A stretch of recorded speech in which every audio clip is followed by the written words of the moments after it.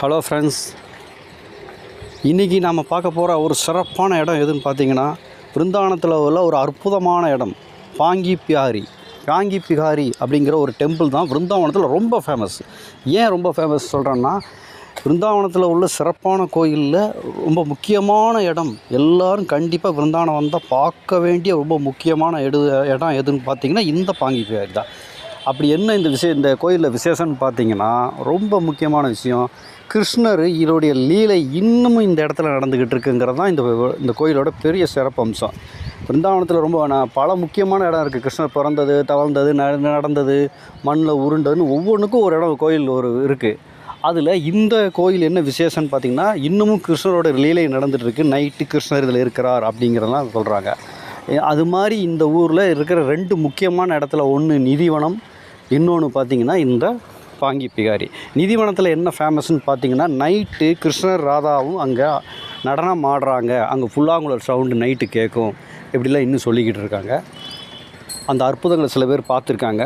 அந்த மாதிரி ஒரு விசேஷம் உள்ள இடம் தான் இந்த பாங்கி பிஹாரி. இங்கே கிருஷ்ணர் பாங்கி பிஹாரியில் பக்தரோட பக்தராக ஒரு சிறுவனை போல் வந்துட்டு போவாராம்மா. அது யார் கண்ணுக்கு எப்போ படும்னு யாருக்குமே தெரியாது. ஆனால் அப்படி நிறையா அற்புதங்கள் நிகழ்த்திருக்காரு. நிறைய பேர் பார்த்துருக்காங்களாம்மா. அதிசய சிறுவனை இங்கே பார்ப்பாங்களாம்மா.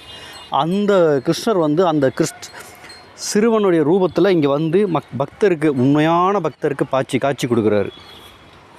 அந்த மாதிரி இடம் தான் இந்த பாங்கி பிஹாரி. இந்த கோயிலோட இன்னொரு சிறப்பம்சம் என்னன்னு பார்த்தீங்கன்னா, இங்கே என்ன வேண்டுனாலும் அது உடனே, சில பேருக்கு 2 நாளில், சில பேருக்கு 1 வாரத்தில், ஏன் மேக்ஸிமம் போனால் 1 மாதத்துக்குள்ளே நடக்கும். அப்படி ஒரு சக்தி வாய்ந்த கோயில்னு சொல்கிறாங்க. சில பேருக்கு முதல் நாள் வேண்டிட்டு போய் அடுத்த நாளே நடந்திருக்குங்கிறாங்க. சில பேருக்கு 1 வாரத்தில் நடந்திருக்காங்க. அதனால தான் இந்த கோயிலில் வேண்டிட்டு அது நடந்ததுக்கப்புறம் அதுக்கு நன்றி கடனாக நிறையா பக்தர்கள் டொனேஷன் பண்ணுறாங்க. ஏன்னா அவங்க நினச்சது நடக்குது. ஒரு வேண்டுதல் வைக்கிறாங்க, அது நடக்குது. நடந்த உடனே அதுக்கான காணிக்கை கொண்டு சந்தோஷத்தில் கொடுக்குறாங்க. அப்படி ஒரு பவர்ஃபுல்லான இடமா சொல்கிறாங்க இந்த இடம். அப்படி ஒரு விசேஷமான இடம் அந்த இடம். பாங்கி பிஹாரியோட அர்த்தம் என்னென்னா, பாங்கினா வளைந்த,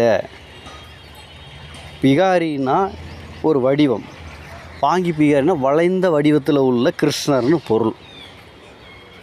இந்த இடத்துல கிருஷ்ணர் இருக்கிறாரு. ராதாகிருஷ்ணருடைய கோயில் இது. ரொம்ப பிரசித்தி பெற்ற கோயில். இங்கே நீங்கள் ஒரு பிரார்த்தனை வச்சாலோ, நீங்கள் ஒரு வேண்டினீங்களோ, உங்களுடைய டயத்துக்கு அது எப்போ வேணால் உடனே, சில பேருக்கு 1 நாளில், சில பேருக்கு 1 வாரத்தில், ஆனால் மேக்ஸிமம் ரொம்ப ஸ்பீடாக அது நடந்துருது.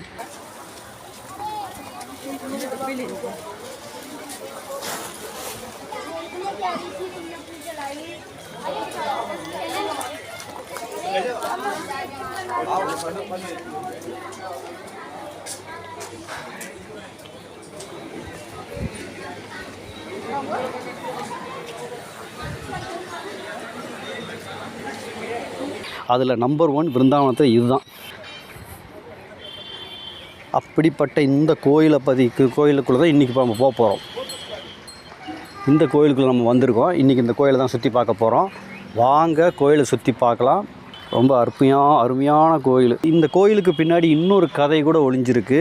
ஒரு சுமார் 200 வருடங்களுக்கு முன்னாடி ஒரு சம்பவம் நடந்திருக்கு. இது மாதிரி நிறைய சம்பவங்கள் நடந்திருக்கு. ஒவ்வொருத்தருக்கும் ஒரு அனுபவம் நடந்திருக்கு. அதில் ஒரு முக்கியமான சம்பவத்தை நான் ஒன்று சொல்கிறேன். இந்த கோயிலில் நடந்த கிருஷ்ணரோட லீலை சம்பந்தமான ஒரு சம்பவம். அது என்னன்னு பார்த்திங்கன்னா, ஒரு 200 வருஷத்துக்கு முன்னாடி இந்த கோயில் அப்போ பழைய கோயிலாக இருந்திருக்கு. அப்போ பார்த்திங்கன்னா, தினமும் இந்த கோயிலில் ஒரு பூசாரி, ஒரு சாமியார், அந்த பூசாரி என்ன பண்ணுவார், தினமும் பூஜை நடத்துகிறாரு. அந்த பூஜை நடத்தும்போது என்ன பண்ணுறாருன்னா, தினமும் நைட்டு அந்த கோயிலை அடைக்கும் முன்னாடி அந்த கோயிலில் லட்டு முழுசாக வைப்பாங்க. அந்த கிருஷ்ணருக்கு லட்டு வச்சுட்டு, நைட்டு சாப்பிட்றதுக்காக லட்டை வச்சுட்டு காலையில் தான் அந்த கோயிலை திறப்பாங்க. அந்த லட்டு எங்கேருந்து வாங்குறாங்கன்னா, அந்த கோயிலுடைய எதிரில் ஒரு சின்ன ஸ்வீட் கடையில் லட்டு வாங்குறாரு. அது அங்கே ஒரு ஸ்வீட் கடை இருக்குது. அந்த ஸ்வீட் கடையிலேருந்து தான் லட்டு தினமும் வாங்கி இந்த கோயிலில் படைப்பாங்க. கிருஷ்ணருக்கு நைட்டு கொடுத்துட்டு கதவை அடைச்சிருவாங்க. காலையில் எழுந்துச்சி திறப்பாங்க. இந்த கோயிலோட பெரிய சிறப்பம்சம் என்னென்னா, நைட்டு வைக்கிற லட்டு காலையில் பார்த்தா பூந்தியாக இருக்கும். அதுதாங்க அது பெரிய விஷயம். நைட்டு வைக்கிற லட்டு காலையில் பூந்தியாக இருக்கும். இதில் என்ன ஒரு விஷயம்னா, இந்த மாதிரி தொடர்ந்து இது வந்து எப்பவும் நடந்துக்கிட்டு இருக்க ஒரு விஷயம். அதை என்ன நினைக்கிறாங்கன்னா, நைட்டு வைக்கிற லட்டை கிருஷ்ணர் நைட்டு வந்து சாப்பிட்டுட்டு போகிறார், அதான் காலையில் மிச்ச பூந்தியாக கிடக்குதுன்னு சொல்லி பண்ணி நம்பிக்கிட்டு இருக்காங்க. இப்படி இருக்கும்போது ஒரு நாள் அந்த தினமும் பூஜை பண்ணுற அந்த சாமியார், அந்த பூசாரி என்ன பண்ணுறாரு, ஒரு நாள் ஞாபகம் மறதியில் லட்டு வைக்க மறந்துடுறாரு. லட்டு வைக்காமையே அன்றைக்கி கோயிலை அடைச்சிட்டு போயிடுறாரு. லட்டு வைக்கல, நைட்டு வைக்க வேண்டிய லட்டு அவர் வைக்காமல் போயிட்டார். போயிட்டதுக்கப்புறம் அந்த கடையில் நைட்டு நேரத்தில் அந்த கடையை அடைக்கும்போது ஒரு சின்ன பையன் வந்து எனக்கு லட்டு கொடுங்கன்னு கேட்குறான். அந்த கடைக்காரர் சொல்கிறாரு, தம்பி லட்டெல்லாம் தீர்ந்து போச்சு, இல்லை கடையில் இருந்து லட்டு இல்லை தீர்ந்து போச்சு, நாளைக்கு காலையில் வா அப்படின்னு சொல்லியிருக்காரு.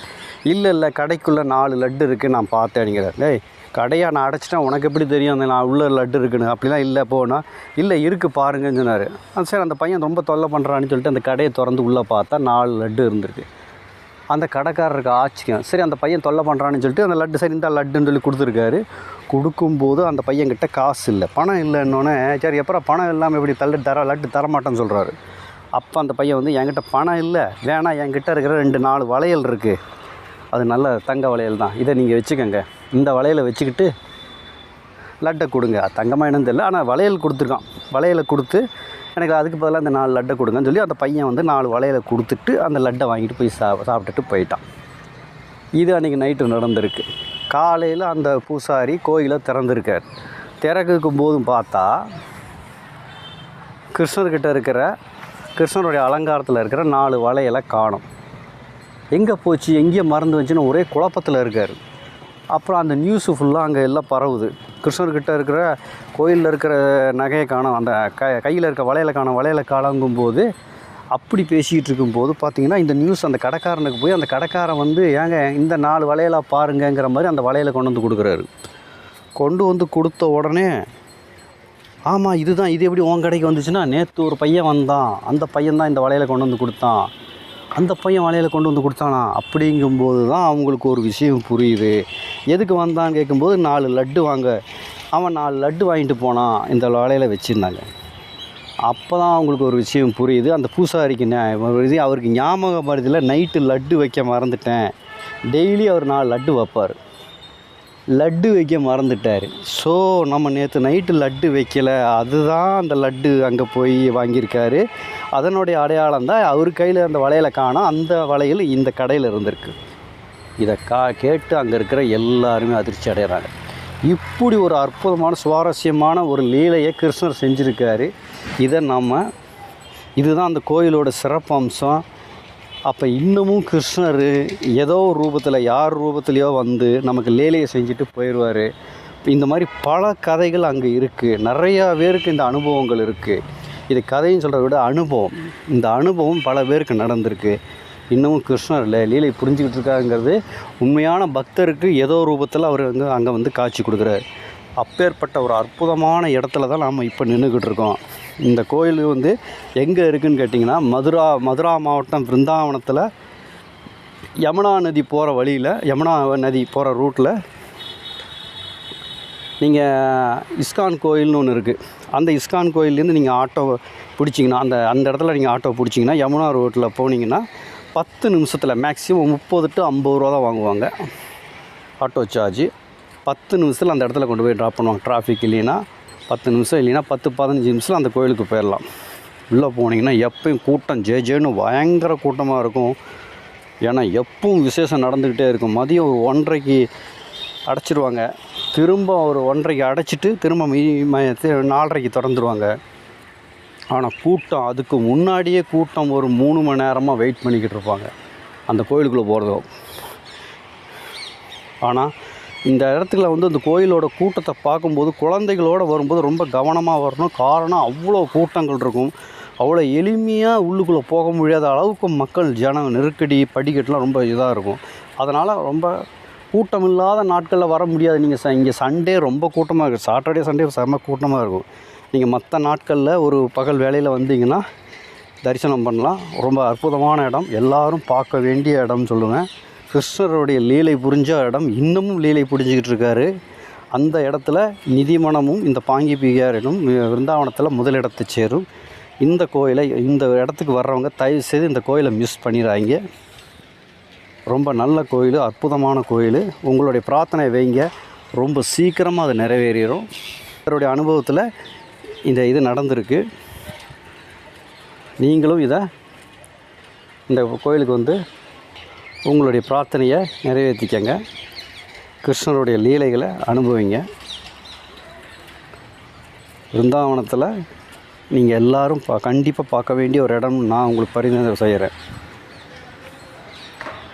ஹரே கிருஷ்ணா, ஹரே கிருஷ்ணா, கிருஷ்ண கிருஷ்ணா, ஹரே ஹரே.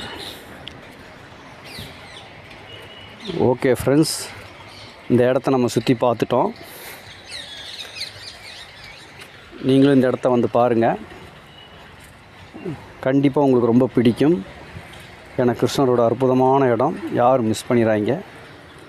அயோத்தியில் ராமர் கோயில் மாதிரி விருந்தாவனத்தில் கிருஷ்ணர் கோயில் நிறையா இருக்குது. அதில் இது ஒரு முக்கியமான இடம். இந்த இடத்த நீங்கள் மிஸ் பண்ணக்கூடாது.